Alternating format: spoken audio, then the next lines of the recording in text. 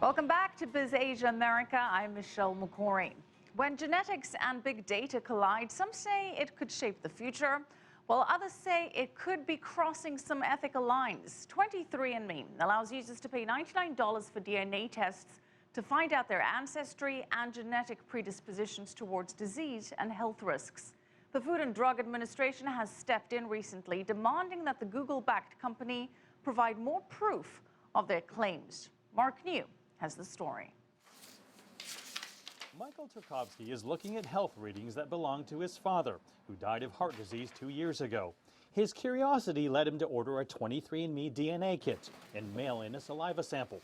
The results show he does have an elevated risk for coronary disease and diabetes, conditions his father had too.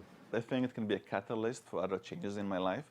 For example, last week I did go to see a cardiologist. I decided to take the results from 23andMe and decided to take my father's health records. So in a way, those tests serve as a basis for a conversation. Maybe if I showed up at a doctor without this data, they wouldn't want to be so thorough. But the FDA isn't so pleased with 23andMe's service.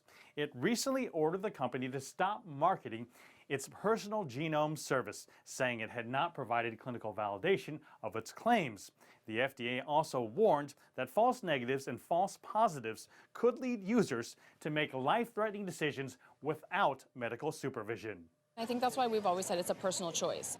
Co-founder Ann Wojcicki admits 23andMe failed to communicate, but says the company is now working with the FDA to hopefully get the product back on the market in full. The idea behind 23andMe was that if I can collect the world's data on your health, I can really understand how to keep you as healthy as possible. So if I can collect all this information, what is it that you should do? Are you more likely to be sensitive to, for instance, chemicals in your shampoo? Are you more likely to develop Alzheimer's and therefore you should exercise more? Genetic sequence isn't everything. There's the effect of other biological factors on gene expression. There's environmental, and there's social, and there's lifestyle factors.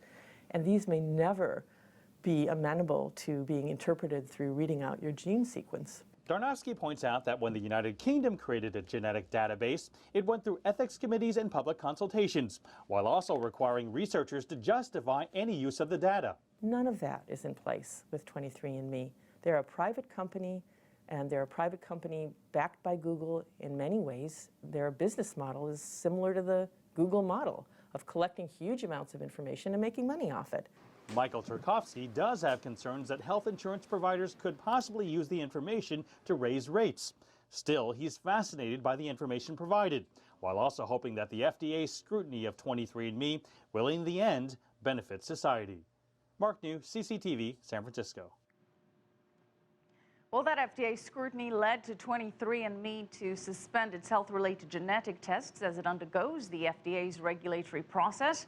Customers can still use the ancestry-related genetic tests, but without the company's interpretation of those results.